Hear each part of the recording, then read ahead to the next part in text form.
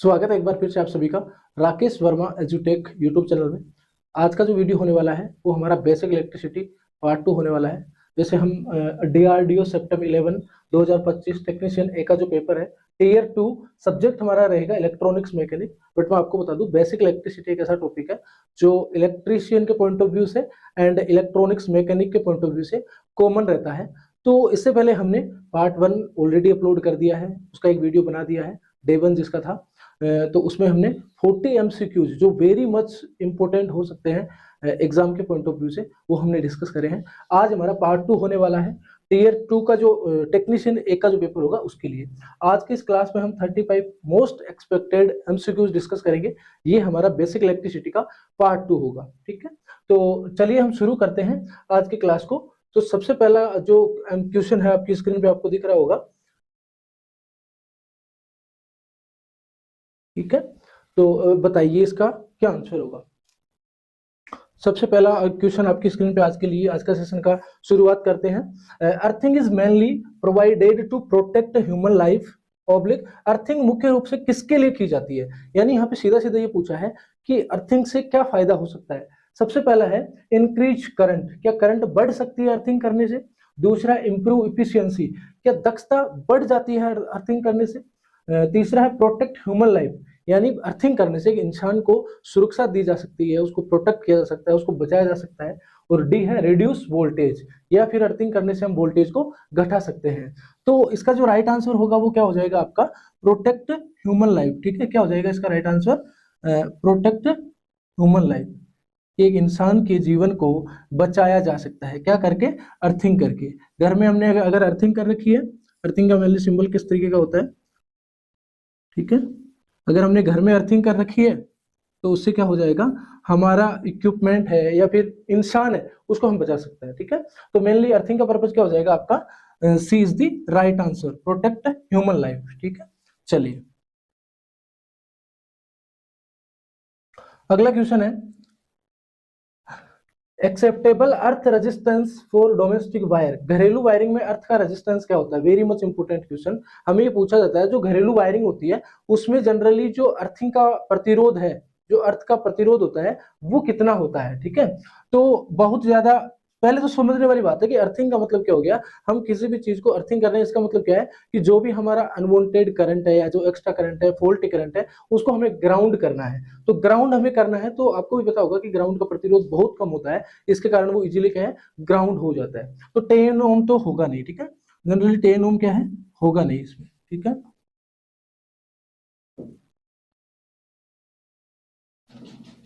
तो क्या हो जाएगा आपका 5 ओम, 5 ओम क्या हो जाएगा, नहीं होगा, ठीक है। 1 ओम, 1 ओम, ठीक है। राइट आंसर क्या, 0 तो होगा ही नहीं, ठीक है। तो क्या हो जाएगा आपका 1 ओम, ठीक है। अब देखो इसमें एक रेंज होती है, जो अर्थिंग का रेजिस्टेंस है उसकी रेंज होती है कि 1 ओम से लेके कहां तक होता है, 5 ओम तक, ठीक है। जनरली 1 ओम से 5 ओम तक। तो इसके बीच में कोई भी दिखे आपको तो आप बता सकते हो कि आप 1 ओम इसका राइट आंसर हो जाएगा, ठीक है। क्यों, क्योंकि एक अच्छी जो अर्थिंग होती है ना उसका बहुत कम प्रतिरोध होता है, इतना आपको ध्यान रखना है। चलिए चलिए अगला क्वेश्चन। अगला क्वेश्चन है most commonly earthing for houses. जो घरों के लिए सबसे आम जो अर्थिंग है वो कौन सी होती है, ठीक है। तो प्लेट अर्थिंग तो नॉर्मली हम करते नहीं है, ठीक है। रोड अर्थिंग भी नहीं करते, पाइप अर्थिंग, ठीक है। स्ट्रिप भी नहीं होती, pipe earthing, C is the right answer. जो हम घरों में ज्यादातर इंडिया के जो घरों में यूज की जाती है अर्थिंग वो कौन सी है आपकी, पाइप अर्थिंग। इतना आपको ध्यान रखना, पाइप अर्थिंग होती है, ठीक है। चलो अगला क्वेश्चन बताइए। कलर ऑफ अर्थ वायर, अर्थ के वायर का है वो कलर क्या होता है। हमें पहचान होनी चाहिए कि जितने भी वायर होते हैं उनके पर्टिकुलर अलग अलग कलर दिए जाते हैं जिनसे हम समझ सके कि ये एक स्टैंडर्ड है, उसके लिए ये कलर बना हुआ है। तो अर्थ वायर का कलर कैसा होता है, देखो रेड किसके लिए होता है, रेड वायर जो है वो किसके लिए होता है आपका, फेज के लिए, ठीक है। फेज के लिए होता है, ठीक है। ब्लैक किसके लिए होता है, न्यूट्रल के लिए, न्यूट्रल के लिए, ठीक है। न्यूट्रल के लिए आपका ब्लैक होता है। ग्रीन किसके लिए होता है, ग्रीन होता है आपका अर्थ के लिए, ठीक है। अर्थ या अर्थिंग, ठीक है। अर्थ या फिर अर्थिंग। ब्लू किसके लिए होगा, ये भी आपका क्या हो जाएगा, फेज के लिए, ठीक है। क्योंकि मोटर में आपने जनरली देखा होगा आर, मोटर में आपने देखा होगा RY बी। तो ये क्या है, red yellow blue, red yellow blue, ये किसके लिए होते हैं, आपके फेज के लिए, ठीक है। ये लाल है, पीला है और नीला है। तो हमारा राइट आंसर क्या हो जाएगा, अर्थ का वायर कौन सा है, ग्रीन, ठीक है। हरे रंग का अगर आपको कहीं भी वायर दिख रहा है तो उसको आप कह देना कि ये कौन सा वायर है, अर्थिंग का वायर है या फिर अर्थ का वायर है, ठीक है। चलिए अगला क्वेश्चन बताइए। फिफ्थ नंबर क्वेश्चन है, electrical shock, electrical shock severity depends mainly on, electric shock की गंभीरता निर्भर करती है, यानी हमें कितना इलेक्ट्रिक शॉक लगेगा वो किस चीज पे डिपेंड कर रहा है, ठीक है। तो पहला है वोल्टेज, क्या वोल्टेज पे डिपेंड करता है, नहीं जी, ठीक है। करंट, हाँ करंट पे डिपेंड करता है, रेजिस्टेंस पे नहीं होता, पावर पे नहीं होता, करंट पे डिपेंड करता है। फॉर एग्जाम्पल वोल्टेज तो बहुत ज्यादा है, मान लो कि वोल्टेज है आपके 11 केवी, ठीक है। वोल्टेज तो कितना हो गया आपका 11 केवी, और करंट आपको लग ही नहीं रहा है ना। अगर मैं करंट की बात करूं, करंट क्या है 0 एम्पियर, तो ये जो 11 केवी वोल्टेज है ये हमारे लिए कोई मायने ही नहीं रखेगा, ठीक है। तो current is very much important. अगर आपको करंट कितनी अवधि तक गुजर रहा है या कितनी मात्रा में आपकी बॉडी से करंट गुजर रहा है, वेरी मच इंपॉर्टेंट। तो अगर आपको झटका अच्छा खासा लगा है, इसका मतलब आपको क्या है, करंट आपकी बॉडी से अच्छा खासा गुजरा है, ठीक है। वो चाहे बहुत ज्यादा हो, यानी एम्पियर उसका क्या हो सकता है, एम्पियर क्या हो सकता है उसका ज्यादा, या फिर क्या है ज्यादा देर तक वो आपकी बॉडी से गुजरा हो। तो करंट वेरी मच इंपॉर्टेंट। अगर आपको शॉक की गंभीरता निर्भर किस पे करेगी, करंट की ड्यूरेशन पे, या जो करंट है वो कितना आपकी बॉडी से जा रहा है उस पर डिपेंड करेगा, ना कि वोल्टेज रेजिस्टेंस पावर, ठीक है। चलो अगला सिक्स नंबर क्वेश्चन बताओ भाई, देखो यहाँ पे लिखा हुआ भी है, एक्सप्लेन भी किया हुआ है। अगर आपकी बॉडी से, एक ह्यूमन बॉडी से, मैं हूं चाहे आप हो, आपकी बॉडी से 1 मिली एम्पियर का करंट अगर जाएगा, ठीक है, तो आपको एक हल्का सा झटका महसूस होगा, ठीक है, एक हल्का झटका महसूस होगा। अगर 5 ampere, 5 milli ampere sorry, 5 milli ampere तक अगर आपकी बॉडी से करंट गुजर रहा है तो आपको क्या होगा, दर्द महसूस होता है, एक दर्द सा महसूस होगा, ठीक है। अगर 10 to 20 मिली एम्पियर तक होता है तो मांसपेशियां जकड़ जाती है उससे, ठीक है। और अगर 50 मिली एम्पियर या 50 मिली एम्पियर अगर आपकी बॉडी से गुजरेगा तो क्या है, सांस भी रुक सकती है, ठीक है। यहाँ पे सांसें रुक सकती है, जान, वो कहते हैं ना जान पे बनाना, वो चीज भी हो सकती है। और अगर 100 मिली एम्पियर या इससे अधिक करंट आपकी बॉडी से गुजर गया तो क्या हो सकता है भाई, आपका निपटना, आप निपट सकते हैं या फिर आपका निपटना हो जाता है, ठीक है। यानी आप इस दुनिया में नहीं रहते हैं, आपकी आत्मा को मोक्ष मिल जाता है, ठीक है। तो आपको ध्यान रखना है कि कितना करंट हमारी बॉडी के लिए सूटेबल है। तो यहाँ से सीधा सीधा समझ में आ रहा है कि दर्द थोड़ा सा महसूस हो रहा है, तो सीधी सी बात है 5 एम्पियर जो 5 मिली एम्पियर करंट है वहां तक हमारे लिए अच्छा है, उसके बाद चीजें गड़बड़ होने लगती है, इतना आपको ध्यान रखना है, ठीक है। चलो अगला क्वेश्चन है आपका सिक्स नंबर क्वेश्चन, करंट, एक मिनट, करंट अबोव विच में बी फेटल, मानव के लिए घातक करंट क्या है ना, मानव के लिए घातक करंट क्या है। अब अभी ऊपर मैंने आपको डायग्राम से लिखे हुए चीजें बताई भी थी कि कौन सा करंट कितना खतरनाक होता है। तो यहाँ पे जो खतरनाक करंट है वो कौन सा है, बताओ बताओ कौन सा होगा। राइट आंसर क्या हो जाएगा इस पे, 10 milli ampere, 1 milli ampere, 50 milli ampere, या फिर 1 एम्पियर। देखो ये तो बहुत ज्यादा हो जाएगा, ठीक है, ये तो बहुत ज्यादा हो जाएगा, 1 एम्पियर तो बहुत ज्यादा है। 1 मिली एम्पियर सह सकते हैं, 10 मिली एम्पियर, तो 50 हम नहीं करेंगे और 1 मिली एम्पियर भी नहीं करेंगे। राइट आंसर क्या हो जाएगा आपका बी, ठीक है, बी। यानी 10 मिली एम्पियर तक हम इजीली झेल सकते हैं। तो वो क्या है आपका, मानव के लिए घातक करंट, सॉरी एक मिनट, मानव के लिए घातक करंट कौन सा है, भी घातक करंट कौन सा है कि जो, एक मिनट इसको दोबारा देखते हैं। मानव के लिए घातक करंट, तो इसका क्या हो जाएगा, सी, C is the right answer, ठीक है। एक बार इसको थोड़ा रिकेप कर लेते हैं हम चीजों को, ठीक है। तो मानव के लिए क्या हो जाएगा आपका घातक करंट कौन सा हो जाएगा, सी इज दी राइट आंसर, क्योंकि 1 मिली एम्पियर, 10 मिली एम्पियर यहां तक तो हम झेल सकते हैं चीजों को, उसके बाद चीजें थोड़ी गड़बड़ होना स्टार्ट हो जाती है। तो वो कौन सा पॉइंट है, 50 मिली एम्पियर, ये क्या है इंसान के लिए घातक करंट होता है भाई, ठीक है। इतना आपको ध्यान रखना है, घातक करंट, ठीक है, घातक करंट हो जाता है, ठीक है। ये घातक करंट कौन सा, 50 मिली एम्पियर, यहां से अब घातक होना स्टार्ट हो जाता है। चलो अगला क्वेश्चन बताओ, क्या होगा आंसर बताओ।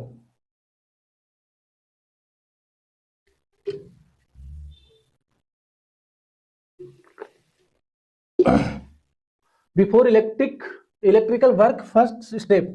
अगर आप कोई भी इलेक्ट्रिकल का काम कर रहे हैं तो सबसे पहले आप क्या करेंगे, वही चीज ये पूछ रहा है।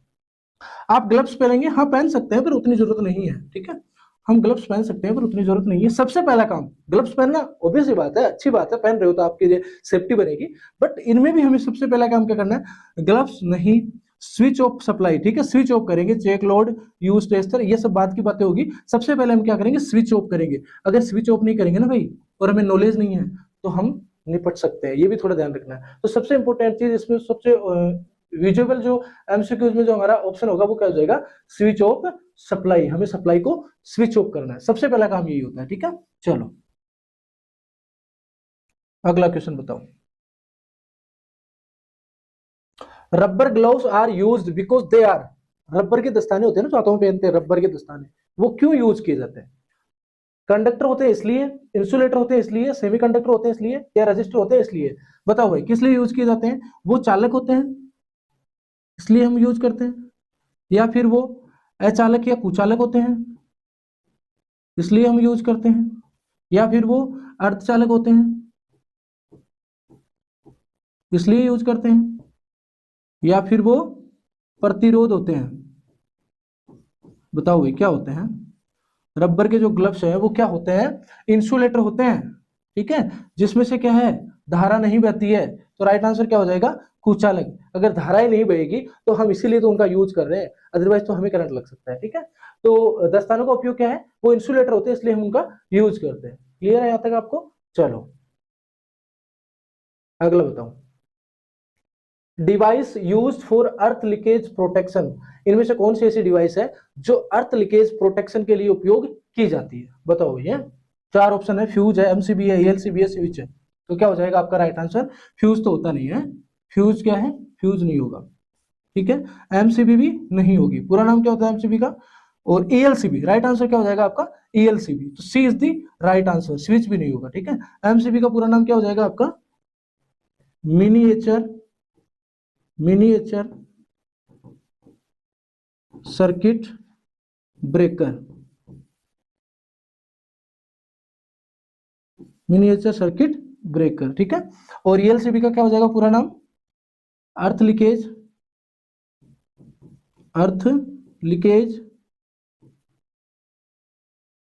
सर्किट ब्रेकर, ठीक है। ये दोनों के पूरे नाम भी है, एमसीबी का ये है और ये है।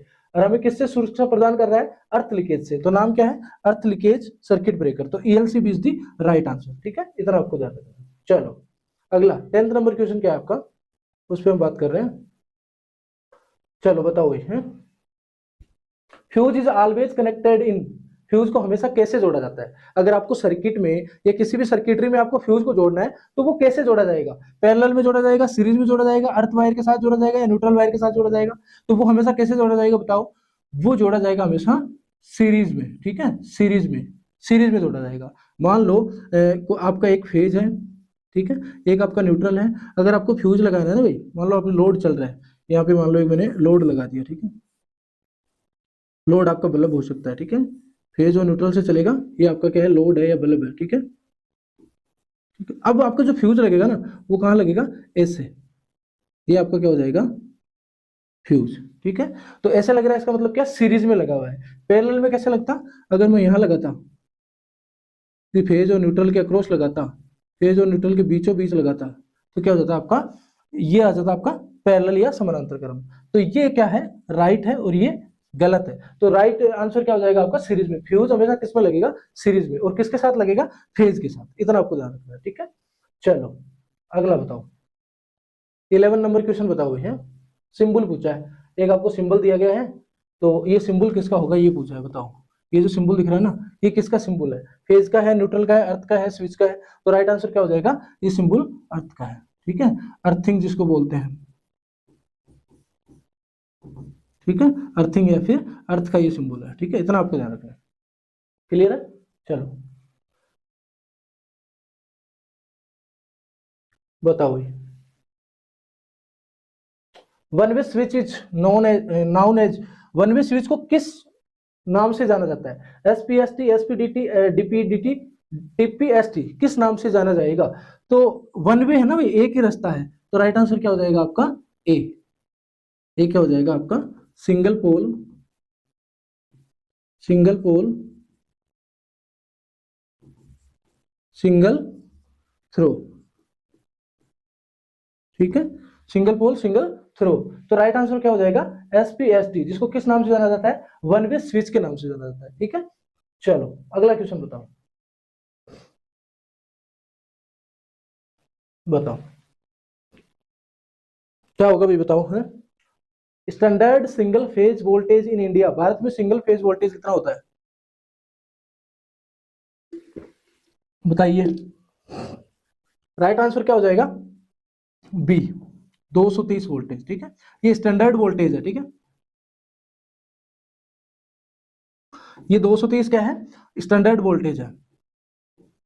240 नहीं होगा भाई। ठीक है, जनरली जो ज्यादा स्टैंडर्ड सेट किया है वो किसके लिए किया गया है? 230 वोल्ट के लिए। आज जनरली आप ऐसे आपको ऐसा भी देखने को मिलेगा कि 220 वोल्ट से 240 वोल्टेज, ये रेंज भी आपको देखने को मिलेगी सिंगल फेज एसी सप्लाई के लिए। बट जो स्टैंडर्ड है वो कितना है? 230 वोल्ट का। ठीक है, इतना आपको ध्यान रखना है। चलो 14th नंबर क्वेश्चन बताओ। थ्री फेज लाइन वोल्टेज, अब थ्री फेज के लिए कौन सा वोल्टेज होगा बताओ भाई? दो गुना होता है ना, तो थ्री फेज दो गुना कर दो भाई, कितना हो जाएगा है? तो 230 तो होगा नहीं। ठीक है, 400 भी नहीं होगा, 440 भी नहीं होगा, 415। ठीक है, क्या हो जाएगा आपका? 415। ठीक है, ये भी इसके लिए भी स्टैंडर्ड है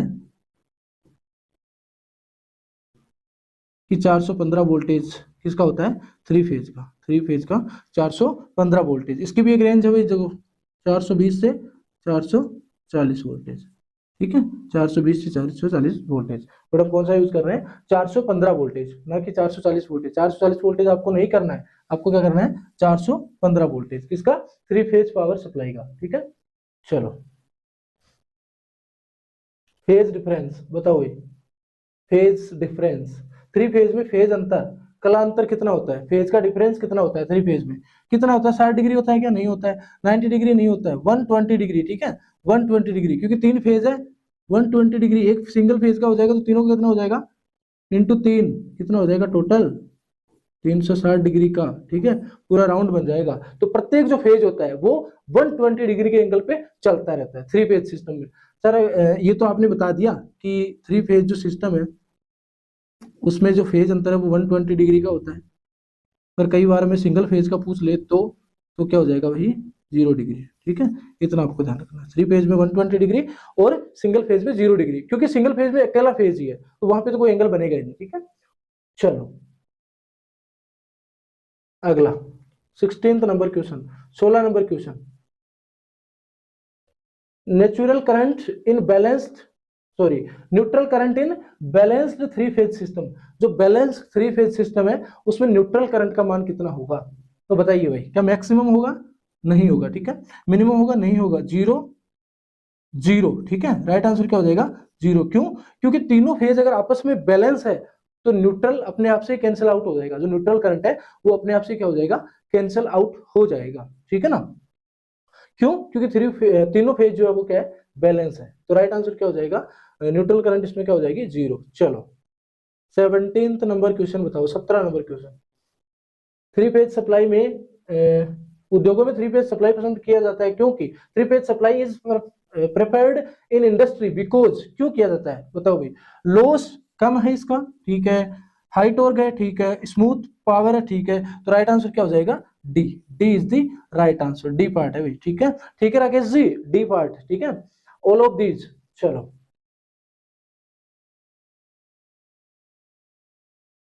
बताओ, फ्यूज होता है क्या? होता है भाई control device, protective device, measuring device, indicating device.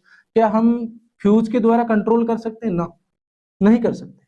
Major कर सकते हैं? नहीं। इंडिकेटिंग डिवाइस नहीं। इंडिकेट क्या करना है? प्रोटेक्शन देता है किसको? सर्किट को। ठीक है, प्रोटेक्शन डिवाइस है कौन? सुरक्षा युक्ति जिसको बोलते हैं। ठीक है, सुरक्षा युक्ति कौन है? फ्यूज। फ्यूज क्या है आपका? सुरक्षा युक्ति। इतना आपको ध्यान रखना है। ठीक है भाई, सुरक्षा युक्ति है कौन? फ्यूज। चलो अगला बताओ, 19th नंबर क्वेश्चन बताओ। 19 नंबर क्वेश्चन क्या होगा? Safety rule do not touch live parts belongs to, यह किससे संबंधित है?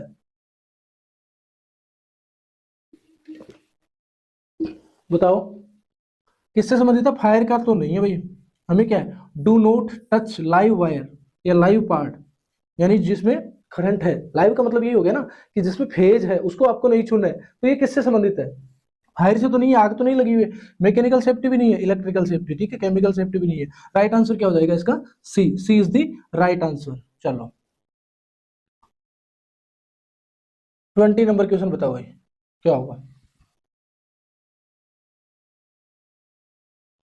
Wiring symbol are use to, wiring symbol है वो उपयोग होते हैं, किस लिए उपयोग होते हैं? इंक्रीज पावर, पावर बढ़ाने के लिए थोड़ी होते हैं। रिड्यूस कॉस्ट, नहीं नहीं। अंडरस्टैंड सर्किट इजीली, हाँ ये हुई ना बात, इंक्रीज करंट नहीं।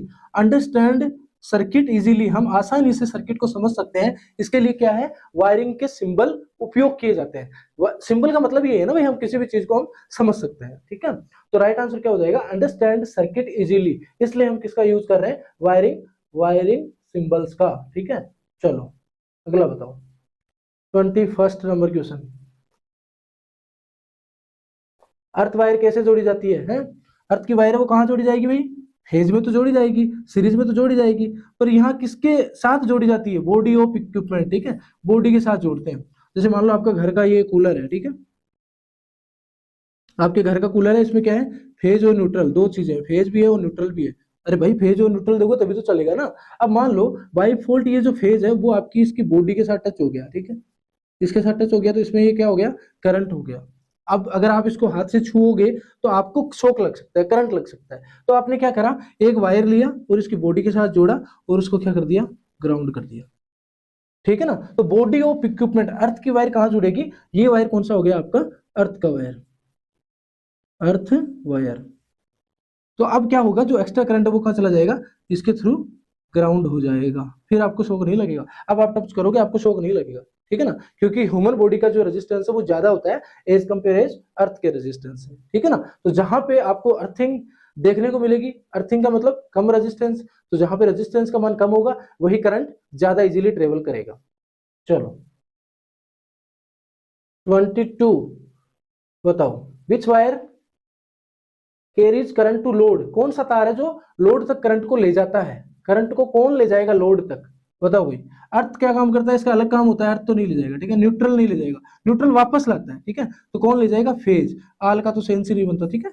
तो phase is the right answer. जो लोड है, जैसे मान लो आपका यहाँ पे लोड है, ठीक है, यहाँ पे लोड है, लोड कुछ भी हो सकता है, आपका बल्ब हो सकता है, आपका रेफ्रिजरेटर हो सकता है, आपका कूलर हो सकता है, आपकी मोटर हो सकती है, ठीक है। इस लोड तक दो वायर आते हैं, ठीक है, एक कौन आता है, फेज, और एक आता है न्यूट्रल। तो फेज के थ्रू तो क्या है, करंट, जिसको मैं आई से डिनोट कर रहा हूँ, ये जाता है और वापस घूम के किस डायरेक्शन से आता है, न्यूट्रल से वापस रिटर्न आता है, ठीक है। तो लोड तक करंट कौन ले जाएगा, लोड तक कौन ले जाएगा, फेज, ठीक है ना, फेज ले जा रहा है देखो, ठीक है, और न्यूट्रल वापस ले जा रहा है या वापस भेज रहा है, ठीक है। तो लोड तक कौन ले जाएगा, फेज ले जाएगा। चलो 23 नंबर क्वेश्चन बताओ, एमसीबी ऑपरेट्स ऑन, एमसीबी कार्य करता है, क्या कार्य करता है भाई? थर्मल इफेक्ट पे, मैग्नेटिक इफेक्ट पे, बूथ एंड बी, या केमिकल इफेक्ट पे? बताओ भाई। देखो थर्मल इफेक्ट पे भी काम कर रहा है, ठीक है, मैग्नेटिक इफेक्ट पे भी काम कर रहा है। थर्मल पे कब कर रहा है, जब बहुत ज्यादा लोड हो जाता है, तो क्या है, उसकी बाइमेटेलिक जो स्ट्रिप है वो गर्म होती है, तो गर्म होने में क्या है, वो थर्मल इफेक्ट के कारण क्या है, वो मुड़ जाती है, और मुड़ने से क्या है, एमसीबी ट्रिप हो जाती है। दूसरा मैग्नेटिक इफेक्ट, मैग्नेटिक इफेक्ट कब होता है, जब शॉर्ट सर्किट होता है, तो शॉर्ट सर्किट में क्या है, आपका बहुत ज्यादा करंट बनती है, और उस करंट के कारण क्या है, मैग्नेटिक फील्ड जनरेट होता है, और उस कारण क्या है, मैग्नेटिक इफेक्ट, यानी कि वो जो स्प्रिंग है वो अपने आप से खिंच जाती है और क्या हो जाता है, ट्रिप हो जाती है। तो इनमें क्या है, सी इज द राइट आंसर, ठीक है। ये दोनों पे काम करती है भाई, थर्मल इफेक्ट और मैग्नेटिक इफेक्ट। थर्मल इफेक्ट कब होता है, लोड बढ़ जाएगा, ठीक है ना, लोड आपका बढ़ जाएगा तो क्या हो जाएगी, बायोमेटेलिक स्ट्रिप गर्म हो जाएगी। और मैग्नेटिक इफेक्ट कब होगा, जब आपका क्या हो जाएगा, शॉर्ट सर्किट, ठीक है, सर्किट यानी फेज और न्यूट्रल आपस में टच हो जाएंगे, ठीक है ना, शॉर्ट सर्किट हो जाएगा तो मैग्नेटिक इफेक्ट होगा। इतना आपको ध्यान रखना है। चलो 24 नंबर क्वेश्चन बताओ, न्यूट्रल वायर का कलर पूछा है, घर में आपने देखा होगा, एक रेड होता है एक ब्लैक होता है? तो रेड तो किसका होता है, फेज का होता है, इतना तो आपके पिताजी को भी पता है भाई, है। और अगर ये बात आप उनसे पूछ रहे हो कि कलर बताओ जी, तो जीवन बहुत दुखदाई हो सकता है। ठीक है, ब्लैक किसका होता है? न्यूट्रल का। ठीक है, न्यूट्रल का। ग्रीन किसका होता है? अर्थ का। ठीक है, उसके बाद येलो किसका होता है? येलो, ये भी किसका होता है? फेज का। ठीक है, तो आपको ध्यान रखना है भाई, जो आपका राइट आंसर हो जाएगा न्यूट्रल का, वह कैसा कलर होता है? ब्लैक कलर होता है। न्यूट्रल का कैसा कलर होता है? ब्लैक कलर होता है। इतना आपको ध्यान रखना है। ठीक है, चलो आगे चलो, बताओ। Electric safety symbol is used for, safety चिन्ह उपयोग होता है किसके लिए? सेफ्टी के साइन है वो हम यूज करते हैं किसके लिए? डेकोरेशन करने के लिए, कि घर में हम सजावट कर रहे हैं, कि हमें दिवाली आई है तो घर में क्या करना है? सजावट करनी है, तो सेफ्टी के सिंबल लाके चिपका दो। तो घर वाले भी बोलेंगे ऐसी सजावट से तो तुम रहने ही दो। ठीक है, वार्निंग, हमें क्या करते हैं? चेतावनी देते हैं, चेतावनी देते हैं। या फिर पावर इंक्रीज, ये क्या बढ़ाता है? किसको? शक्ति को। शक्ति को क्या करेगा? बढ़ाएगा। कैसा करता है क्या? फिर क्या? टेस्टिंग, टेस्ट करने के लिए, जांचने के लिए। ठीक है, जांचने के लिए, जांचने के लिए। ठीक है, तो क्या करेगा? सेफ्टी साइन हमें क्या करता है? चेताता है, चेतावनी देता है ना? चेतावनी दे देता है कि आपके आसपास ये चीज है या वो चीज है। सूचना भी कह सकते हैं, पर जनरली क्या है? चेतावनी देता है। सेफ्टी साइन में क्या कर रहे हैं? चेतावनी देते हैं। सेफ्टी का मतलब क्या है? सेफ्टी के लिए साइन बनाया गया है, यानी आपकी सुरक्षा के लिए साइन बनाया गया है। आप कहीं भी मान लो पावर ग्रिड में जा रहे हो और वहां पे एक साइन लगा हुआ है, इसका मतलब वो आपको चेतावनी दे रहा है कि आगे जाओगे तो आपको 11 केवी का झटका लग सकता है, 11 किलो वोल्ट का शॉक लग सकता है, तो आप अपने हिसाब से जाइएगा, आप ध्यान रखिएगा। ठीक है ना, तो वो हमें क्या कर रहा है? चेतावनी दे रहा है। ठीक है, तो राइट आंसर क्या हो जाएगा? वार्निंग। सेफ्टी साइन का उपयोग किया जाता है वार्निंग के लिए। ठीक है, चलो अगला है अर्थिंग रिड्यूस। अर्थिंग कम करती है, किसको करती है भाई? अर्थिंग कम, वोल्टेज को कम करती है? नहीं, शॉक रिस्क। ठीक है, जो आपको झटका लगने का रिस्क है उसको क्या करेगी? वो कम कर देगी, फिर आपको झटका नहीं लगेगा। अगर अर्थिंग प्रॉपर है तो फिर आपको झटका नहीं लगेगा। पावर को कम नहीं करती, स्पीड को कम नहीं करती। राइट आंसर क्या हो जाएगा आपका? बी। ठीक है, B is the right answer. चलो 27 नंबर क्वेश्चन बताओ भाई। फ्यूज वायर किसका बनाया जाता है? बताओ। फ्यूज का जो वायर है वो किसका बनाया जाता है? बताओ। फ्यूज का वायर जनरली किसका बनाया जाता है? आपका टिन और लेड का। ठीक है, कॉपर का भी बनाते हैं पर ऐसा नहीं है। जनरली इसमें प्रेफरेंस किसको दे रहे हैं? टिन और लेड को, क्योंकि इसका जो मेल्टिंग पॉइंट है, मेल्टिंग पॉइंट है वो कम होता है किससे? इन बाकियों से, यानी कॉपर से भी कम होता है, एल्यूमिनियम से भी कम होता है, आयरन से भी कम होता है। मेल्टिंग पॉइंट कम होने के कारण क्या है? ये जल्दी पिघल जाएगा। तो फ्यूज वायर किससे बनाते हैं हम? टिन और लेड एलॉय से। ठीक है, देखो इसमें क्या है कि आपका जो टिन है, ठीक है, और आपके आपका लेड है।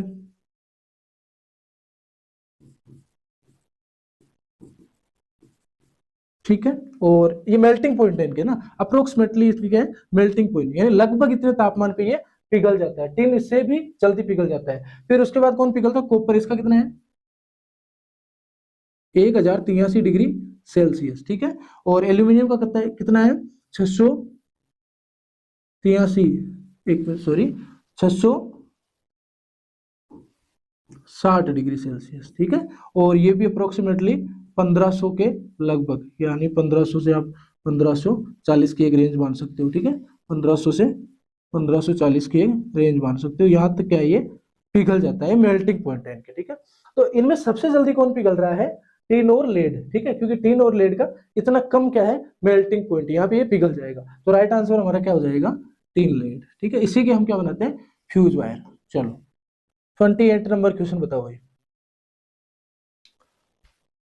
Main function of neutral wire. Neutral wire का मुख्य कार्य क्या है? अभी मैंने बताया था थोड़ी देर पहले कि फेज लोड तक करंट ले जाता है, लोड से रिटर्न कौन ले जाएगा?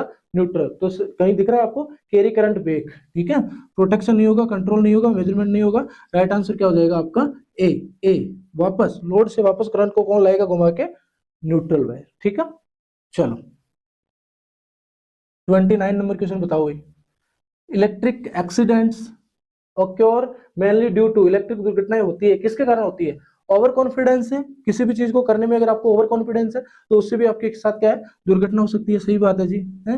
ये तो जनरली कहते भी हैं कि आजकल छोरा बहुत ओवर कॉन्फिडेंट हो रखे हैं, ऐसे बोलते भी हैं। तो ओवर कॉन्फिडेंस नहीं करना चाहिए जनरली। ठीक है, तो ओवर कॉन्फिडेंस से भी हो सकती है। इग्नोरिंग सेफ्टी रूल्स, अगर आप किसी चीज को बार बार इग्नोर कर रहे हो, यानी कोई बोल रहा है कि आप गलत कर रहे हो, उस चीज को आप इग्नोर कर रहे हो, तब भी आपके साथ क्या है, दुर्घटना हो सकती है, तो भी हो सकता है। पुअर अर्थिंग, अगर आपके पास में आप जहाँ काम करते हैं, वर्कशॉप है, वर्क प्लेस है, जहाँ पे आपका वर्कशॉप है, उसमें अगर अर्थिंग सही नहीं है, तब भी क्या है, दुर्घटना हो सकती है। तो सारे क्या है इसमें सही है, तो राइट आंसर क्या हो जाएगा आपका, डी, ऑल ऑफ अबव। ठीक है, ऑल ऑफ दीजिए, ऑल ऑफ अबव, सारे ही है। ठीक है, चलो अगला बताओ, बताओ क्या होगा।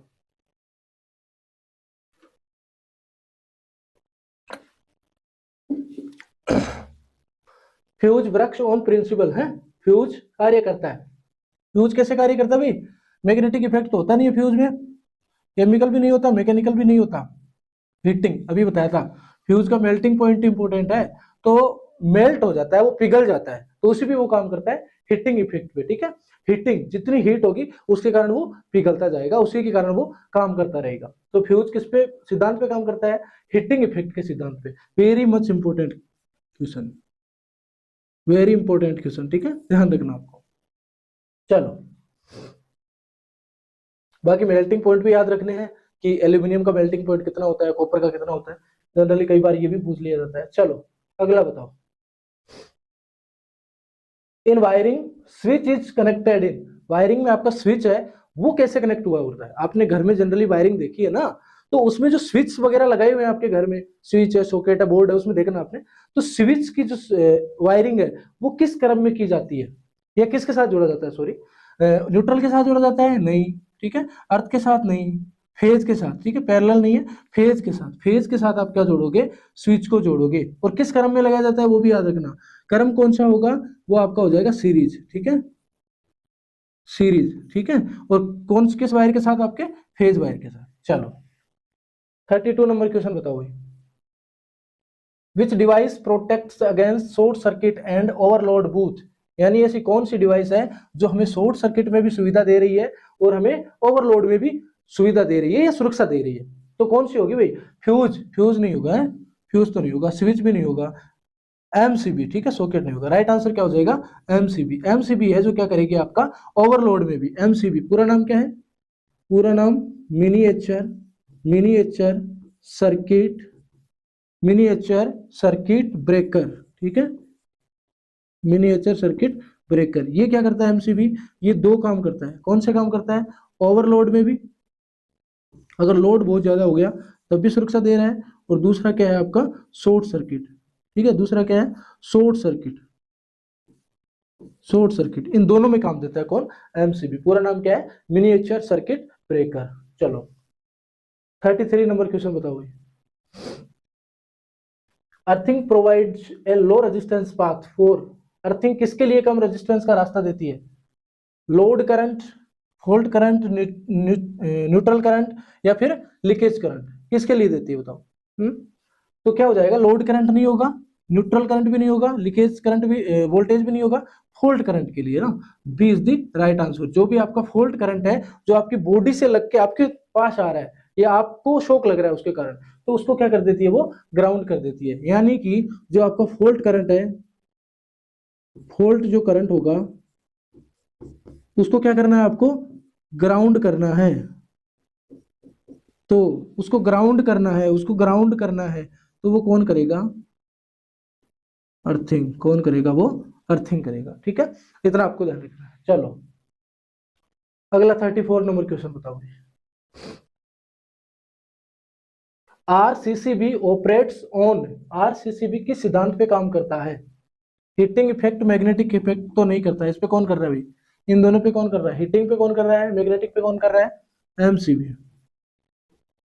ठीक है, फिर उसके बाद current imbalance between phase and neutral, very good. ठीक है, समझ में आई आपको बात, यानी कि जो आपका आरसीसीबी है वो किस सिद्धांत पे काम करेगा, current imbalance between phase and neutral. अगर फेज और आपका जो फेज और न्यूट्रल है उसके बाद बीच में जो करंट इम्बैलेंस हो रहा है, तब कौन काम कर रहा है, आरसीसीबी। ठीक है, वोल्टेज रेटिंग इसका कोई मतलब नहीं है, तो राइट आंसर क्या हो जाएगा आपका, सी। ठीक है, सी कौन कर रहा है, आरसीसी बी। पूरा नाम क्या हो जाएगा, रेसिडुअल करंट सर्किट ब्रेकर, ठीक है, residual current circuit breaker, RCCB का पूरा नाम। चलो बताओ आज की क्लास का लास्ट क्वेश्चन बताइए। लास्ट क्वेश्चन 35 नंबर क्वेश्चन बताइए, आज की क्लास का अंतिम क्वेश्चन है। Approximate resistance of dry human body, कि जो आप सूखी मानव त्वचा का अनुमानित रेजिस्टेंस, एक इंसान है उसकी बॉडी अगर सूखी है, ड्राई है एकदम, तो उसका रेजिस्टेंस कितना होगा? 10 ओम नहीं, 100 ओम नहीं, 1 मिली ओम तो मेगा ओम तो बहुत ज्यादा हो गया। आपका क्या हो जाएगा? सी इज द राइट आंसर। यानी 1000 ओम से 100 किलो ओम, यानी 1 लाख ओम, ठीक है, 100 किलो ओम, ये रेंज होती है भाई, ठीक है। जनरली आप ये भी बोल सकते हो कि जो ह्यूमन है अगर उसकी बॉडी सूखी है, तो आप क्या बोल सकते हो? उसका 1000 ओम बोल सकते हो, ठीक है ना। और अगर गीला है शरीर तो 1000 से क्या हो जाएगा? कम हो जाएगा। तो गीले के लिए कितना कह सकते हो आप? 100 ओम भी जनरली आप कह सकते हो, ठीक है ना, 100 ओम। तो इंसान की बॉडी अगर क्या है, सूखी मानव त्वचा का अनुमानित रेजिस्टेंस है वो कितना हो जाएगा आपका? 1 किलो ओम से 100 किलो ओम। तो ये था हमारा बेसिक इलेक्ट्रिसिटी का पार्ट 2। अगर आपको वीडियो अच्छा लगे तो चैनल को सब्सक्राइब कीजिए और बेल आइकन को जरूर प्रेस कीजिए, क्योंकि इन फ्यूचर आपके आगे आने वाले टाइम में जो स्किल टेस्ट होगा या जो प्रैक्टिकल एग्जाम्स कैसे होते हैं उसके सारे वीडियोज भी आपको इसी चैनल पे देखने को मिलेंगे। मिलते हैं किसी नेक्स्ट वीडियो में, तब तक के लिए टेक केयर।